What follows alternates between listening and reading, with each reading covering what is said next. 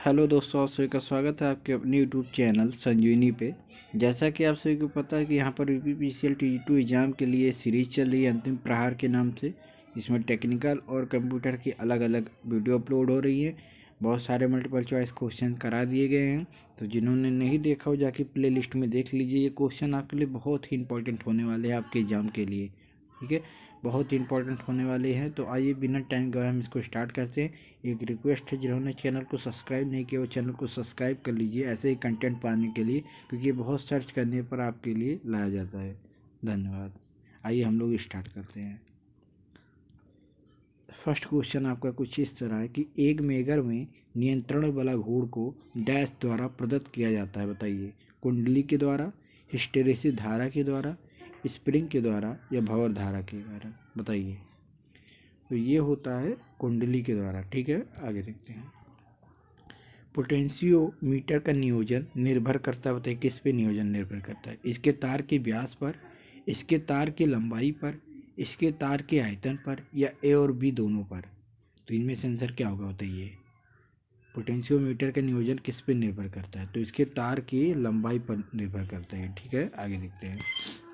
एक एमीटर, ठीक है, एक एमीटर का प्रास बढ़ाने के लिए इसे कैसे हम जोड़ते हैं? बताइए। एक निम्न मान प्रतिरोध को अमीटर कुंडली के साथ श्रेणी में, एक उच्च मान प्रतिरोध को अमीटर कुंडली के साथ समांतर में, एक निम्न मान प्रतिरोध को अमीटर कुंडली के साथ समांतर में, या फिर उपयुक्त में से कोई नहीं। बताइए क्या होगा इसका आंसर? 3 का आंसर क्या होगा? तो 3 का आंसर होगा सी वाला, ठीक है। एक निम्न मान प्रतिरोध को अमीटर कुंडली के साथ हमेशा समांतर में जोड़ते हैं, ठीक है। आगे देखिए, बहुमापी, ठीक है, मल्टीमीटर। बहुमापी में सूक्ष्म सेल का प्रयोग सिर्फ के मापन हेतु किया जाता है। बताइए, प्रतिरोध के मापन हेतु, धारा के मापन हेतु, या वोल्टता की या आवृत्ति की, किसके मापन के लिए मल्टीमीटर सूक्ष्म सेल का प्रयोग किया जाता है? बताइए, जल्दी से बताइए। 4 का आंसर क्या होगा? तो 4 का आंसर होगा प्रतिरोध के मापन के लिए, ठीक है, ए। फिर देखिए, क्रिम्पिंग का उपयोग के लिए किया जाता है, किसके लिए किया जाता है? बताइए। कंडक्ट में केबल प्रवेश में, केबल के साथ लग जोड़ने में, किन्हीं दो तारों को जोड़ने में, या प्रतिरोध बढ़ाने के। बताइए किस में किया जाता है? तो ये हम करते हैं किन्हीं दो तारों को जोड़ने के लिए करते हैं, ठीक है, क्रिम्पिंग का प्रयोग। सॉरी, एक मिनट, सॉरी, नहीं, ये क्लियर है, सही है। किन्हीं दो तारों को जोड़ने में हम क्रिम्पिंग का प्रयोग करते हैं।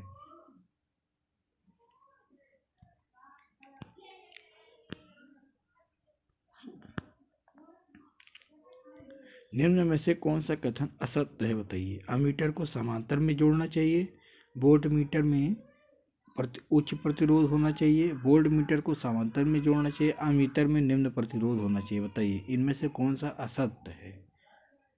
6 का आंसर क्या होगा? तो अमीटर को समांतर में जोड़ना चाहिए, ये असत्य है। हम समांतर में नहीं जोड़ते हैं, ठीक है। इसके बारे में भी पीछे चर्चा हुई है कि हम किस में जोड़ते हैं इसको।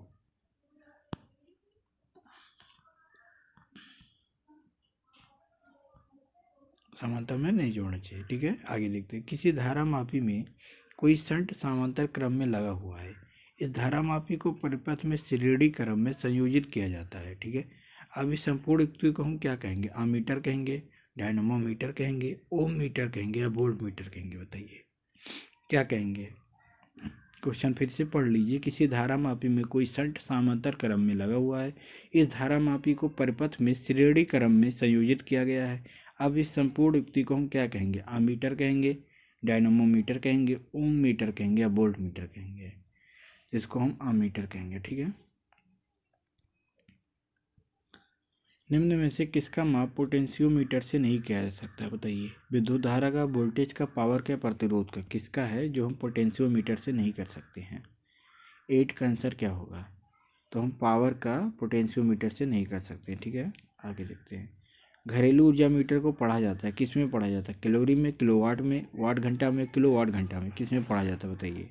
घरेलू जो ऊर्जा मीटर होता है, एनर्जी मीटर होता है, तो इसको हम पढ़ते हैं किलोवाट घंटा में, ठीक है। किलोवाट घंटा में, किलोवाट घंटा में, ठीक है। मीटर जो वोल्टेज मापता है क्या कहलाता है? Multimeter, avometer, volt meter, megger, क्या कहलाता है? बताइए। जो वो वोल्टेज मापता है उसको हम कहते हैं, क्या कहते हैं? बताइए। इसको हम कहते हैं वोल्ट मीटर, ठीक है। मेगाहर्ट्ज से हम प्रतिरोध मापते हैं, ठीक है, उच्च प्रतिरोध मापते हैं। आगे देखिए, निम्न में से किसके मापन के लिए मल्टीमीटर का उपयोग किया जाता है, बताइए। एसी धारा, डीसी वोल्टेज, प्रतिरोध या उपयुक्त सभी का। किसके मापन के लिए करते हैं, तो हम इनमें से सबके लिए किसका मल्टीमीटर का यूज कर सकते हैं। आगे देखिए, किसी धारामापी को अमीटर में कैसे परिवर्तित किया जाता है, बताइए। धारामापी के साथ समांतर क्रम में एक छोटा सा प्रतिरोधक जोड़कर, धारामापी के साथ श्रेणी क्रम में एक बड़ा प्रतिरोधक जोड़कर, धारामापी के साथ श्रेणी क्रम में एक छोटा सा प्रतिरोधक जोड़कर, या उपयुक्त सभी के द्वारा, बताइए। तो धारामापी के साथ समांतर क्रम में छोटा सा प्रतिरोधक जोड़कर, ठीक है। ये सारे क्वेश्चन आपके लिए बहुत ही इंपॉर्टेंट होने वाले हैं। आपके एग्जाम के रिगार्डिंग ऐसे क्वेश्चन तैयार किए गए हैं, ये बहुत ही इंपॉर्टेंट होने वाले हैं। मेगर क्या है, बताइए। विद्युत रोधी के प्रतिरोध को मापने वाला यंत्र, भारी बोझ को उठाने वाला मशीन, वोल्टता मापन यंत्र, या उच्च आवृत्ति वाले विद्युत चुम्बकीय तरंगों को उत्पन्न करने वाली मशीन। अभी मैंने इसको बताया था, बताइए। 13 का आंसर क्या होगा, विद्युत रोधी प्रतिरोध को मापने वाला यंत्र है ये, ठीक है। आगे देखिए, मेगर किसके मापने के लिए प्रयोग किया जाता है, बताइए। बहुत निम्न प्रतिरोध को, बहुत उच्च वोल्टेज को, बहुत निम्न धारा को, या बहुत उच्च प्रतिरोध को, बताइए। 14 का आंसर। तो ये बहुत उच्च प्रतिरोध को मापता है, ठीक है, मैंने अभी इसको बताया था। पीजोमीटर का प्रयोग निम्नलिखित मापने के लिए किया जाता है, बताइए। संरचनाओं में विकृति, अति निम्न दाब, अति उच्च दाब, या क्षरण प्रतिघात, बताइए। 15 का आंसर। तो 15 का आंसर होगा सी, अति उच्च दाब नापता है कौन, पीजोमीटर, ठीक है। आगे देखते हैं, वोल्ट मीटर का प्रास बढ़ाने के लिए निम्नलिखित में से किसका प्रयोग किया जाता है, बताइए। मल्टीप्लायर, प्रतिरोधक, शंट का, या परिशटर का, या फिर इनमें से कोई नहीं, बताइए। वोल्ट मीटर का प्रास बढ़ाने के लिए 16 का आंसर क्या होगा, तो मल्टीप्लायर प्रतिरोधक का उपयोग करते हैं, ठीक है। विद्युत तारों में लगी आग को बुझाने के लिए प्रयोग किया जाने वाले अग्निशामक यंत्र का क्या नाम है, बताइए। जाग पैदा करने वाले यंत्र का प्रयोग करना चाहिए, कार्बन टेट्राक्लोराइड युक्त यंत्र का प्रयोग करना चाहिए, पानी की फुहार का, या फिर जल युक्त यंत्र का, बताइए। 17 का आंसर क्या है, तो कार्बन टेट्राक्लोराइड युक्त यंत्र का प्रयोग करना चाहिए। झाग वाले यंत्र का हमें कभी भी प्रयोग नहीं करना चाहिए, ठीक है। स्पार्क प्लग आदि का एयर गैप नापने के लिए हम किस यंत्र का प्रयोग करते हैं, बताइए। स्पार्क प्लग आदि एयर का गैप नापने के लिए wire gauge, feeler gauge, micrometer, या इनमें से कोई नहीं।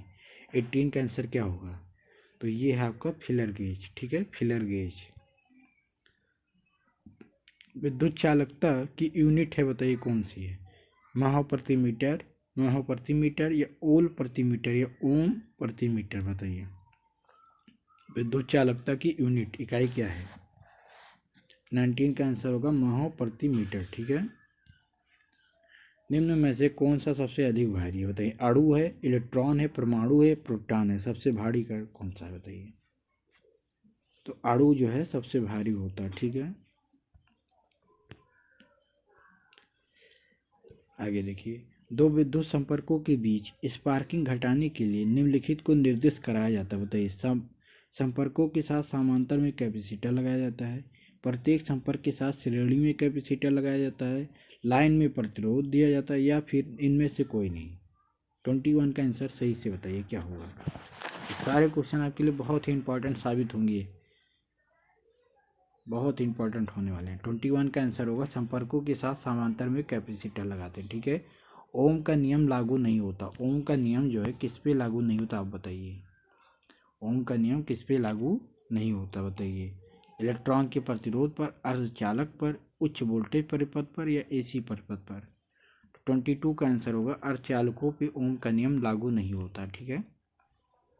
किसी लचीले केबल के लिए सबसे उपयुक्त विद्युत रोधी है कौन सा है, बताइए। फाइबर है, विद्युत रोधी टेप है, ग्लास फाइबर है, पॉलीविनाइल क्लोराइड है, बताइए। 23 का आंसर क्या होगा, तो ये है पॉलीविनाइल क्लोराइड, ठीक है। आगे देखिए, रासायनिक उद्योग एवं अन्य भारी मशीनों को बिजली सप्लाई करने के लिए सर्वाधिक उपयोगी केबल है कौन सी, बताइए। PVC cable, lead sheathed cable, या बीआईआर केबल, या फिर इनमें से कोई नहीं, बताइए। 24 का आंसर, तो ये है लेड सीटेड केबल, ठीक है, लेड सीटेड केबल। उच्च वोल्टता केबलों को कवचित करने के लिए कौन सा पदार्थ लिया जाता है? प्लास्टिक, पीतल, एल्यूमिनियम या इस्पात? बताइए। तो हम इसके लिए लेते हैं इस्पात। ठीक है, इसके लिए हम लेते हैं इस्पात। ठीक है, आप सभी का बहुत बहुत धन्यवाद जुड़ने के लिए। ये सीरीज आपके लिए बहुत ही इंपॉर्टेंट साबित होने वाली है, आपके एग्जाम के लिए संजीवनी का काम करेगी। इसलिए चैनल को सब्सक्राइब करके जुड़ जाइए। जिन्होंने पुरानी वीडियो नहीं देखे वो पुरानी वीडियो प्लेलिस्ट में जाके देख लीजिए। टेक्निकल की अलग बनी हुई है, कंप्यूटर की अलग बनी हुई है। बहुत बहुत धन्यवाद।